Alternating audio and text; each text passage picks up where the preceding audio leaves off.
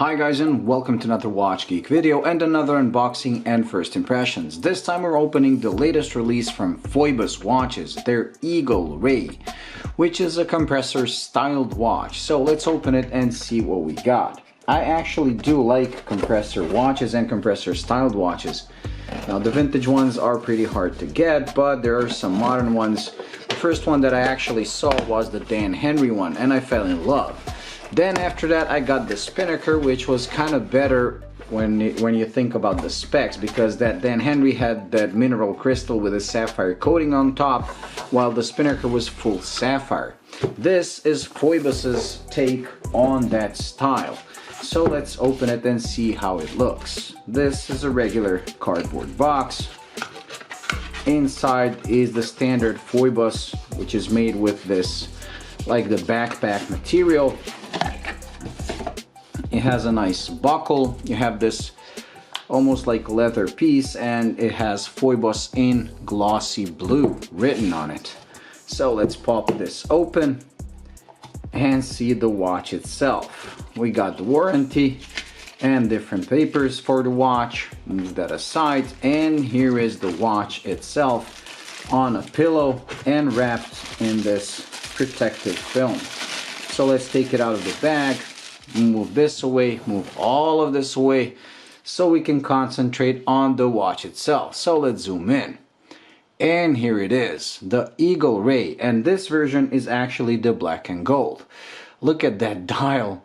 It has a sunburst effect, but pretty deep. But let's peel it off to see it in its full glory. This one also comes with a sapphire crystal, and it has, I believe, up to 3 layers of anti-reflective coating, but on the inside only, just the way I like it. I hate when brands put a double-sided AR, because sapphire is one of the hardest materials known to man. So what's the point of putting an easily scratchable coating on top? So they did it the right way. And here it is. It's supposed to be 41 by 46. We'll see how it looks on my wrist. That should be pretty much perfect when it comes to dive watches.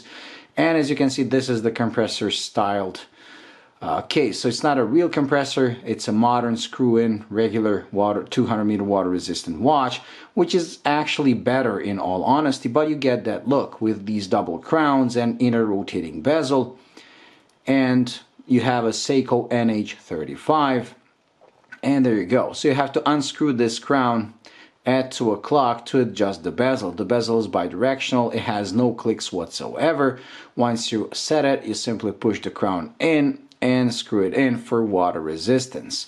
The lower crown is used for setting the time, winding the watch, because this does come with hacking and hand winding. So if you pull it to the second click, the second hand is gonna stop, and you also have the quick release date at the first click, as you can see. Now this one does come with a white date, and I don't know, I wish they went with a black one, because the markers on this are actually like this sand color. If the markers were pure white, I would have no trouble with the white date. Or in this case, I might have preferred it even if it was a no date. But overall, I do like the look of the watch. Let's try to get a bit closer and look at that dial. The dial is truly amazing. Now remember, this is just the unboxing and first impressions, so I will be doing a full review with macro shots and everything. And honestly, I can't wait to see how this looks under macro.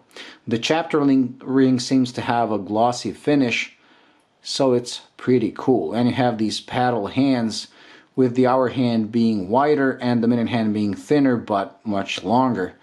Pretty cool, and it seems like a very legible watch. Now I'll try to put it on my wrist, and I have a 6.7-inch wrist to see how it wears. And we're also going to be doing a lume shot. Look, both of the crowns are signed. Pretty awesome. The bracelet is a solid link with solid end links, and it comes with a milled out clasp. It has regular micro adjustment here.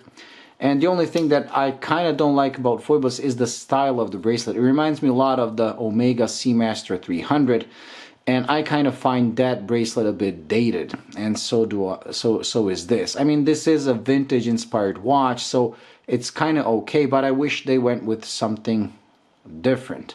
The case itself seems to be all brushed with this polished bevel, and it does look pretty good.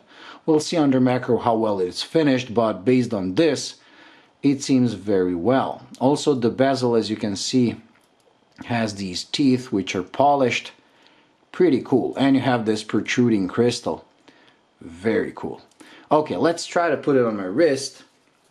Naturally, it hasn't been sized, so I'll just pretend it fits, and we'll see how it looks. So let's zoom out, bring in the watch, and here it is.